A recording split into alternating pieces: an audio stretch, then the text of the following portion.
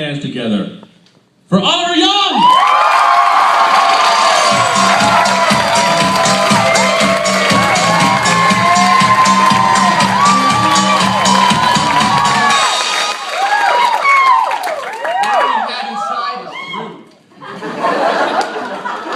Before I start, I just want to check, are there any deaf people in the audience tonight?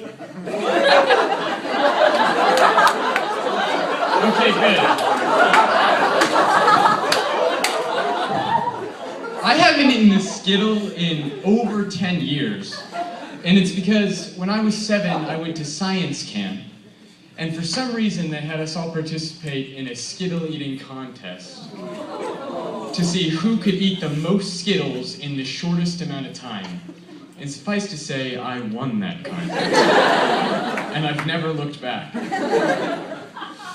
I've always kind of wanted to name my kid The Rock, my firstborn son, The Rock, just because I think it's kind of a cool name.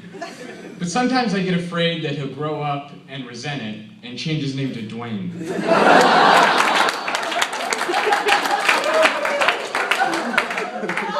There's a lot of places that are open 24 hours, and it's kind of a strange concept. But they're mostly like fast food restaurants and convenience stores, which I guess makes sense. And I'd like for you to take a second to imagine a 24-hour Payless shoes. You wake up at 4 in the morning in a cold sweat and you're anxious and nervous, and you sit fully upright and whisper, "Discount sneakers." I can do a few impressions. I'll do like 1 or 2 of them now, 3 of them. The first one is Waldo from Where's Waldo? "Man, this beach is crowded." The second is a guy who really badly wants to cover up the fact that he just tripped.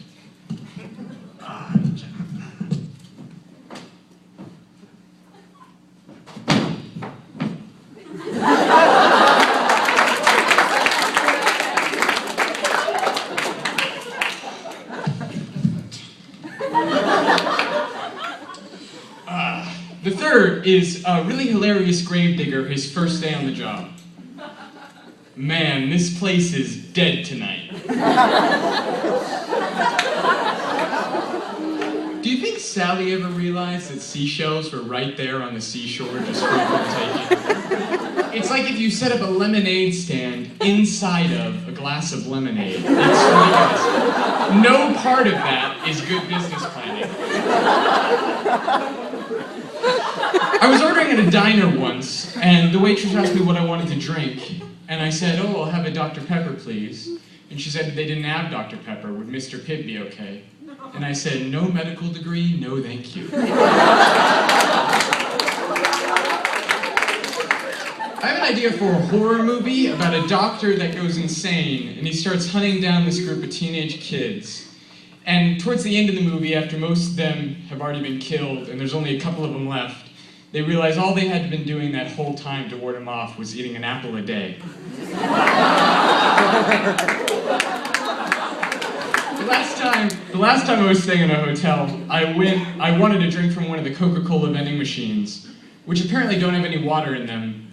And I went out there, and there was a guy standing there, and he must have wanted water because he looked really angry. And I heard him shout at the machine, "I don't want a brown drink." And it's like, "Excuse me, sir, that's racist."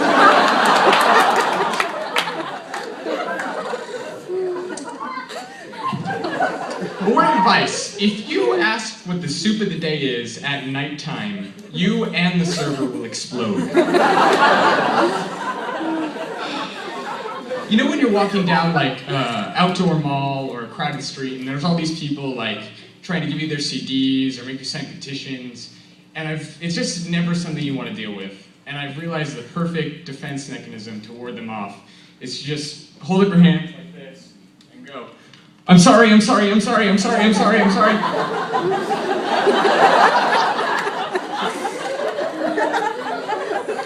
I went to a used bookstore, and it was a very sad experience. Everything in there had been taken advantage of.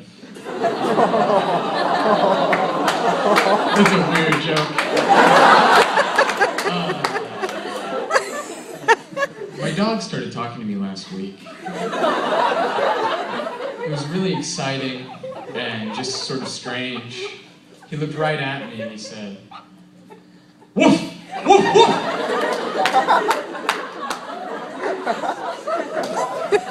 This isn't really a joke, but I just kind of want to tell this story.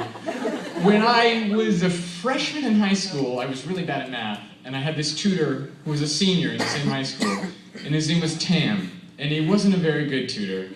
It was just sort of socially awkward, and he wasn't very good at math himself. And so one day I decided I didn't want him to be my tutor anymore. So he came to the door, and I said, "Oh, we don't have tutoring today."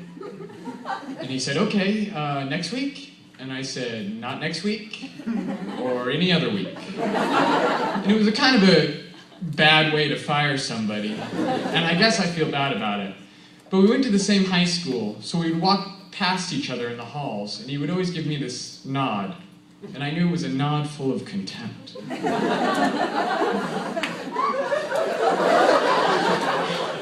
You know, in my opinion, that first little pig deserved to get his house blown down. Because what kind of idiot thinks it's a good idea to build your home out of straw? If you're gonna build your house, make it something that can withstand something more than a wolf's breath. I noticed a sort of strange phenomenon that doesn't seem to be getting that much press. And it's that Danny DeVito is slowly getting shorter, and he's doing it gradually enough that it's not that noticeable. Like in the 80s, Danny DeVito was just sort of a short guy. And then in the 90s and early 2000s, it was like, whoa, Danny DeVito is really short. And now he's sort of rapidly approaching Ottoman height. I just think in 5 years, Danny DeVito is going to be a full-blown 2-foot troll, spinning riddles for kids under bridges. And personally, I'm excited for that career. That's all I got.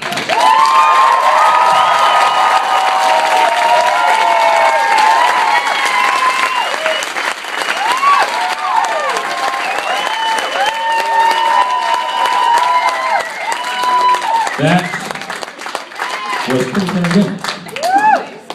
All right, who's ready for some music?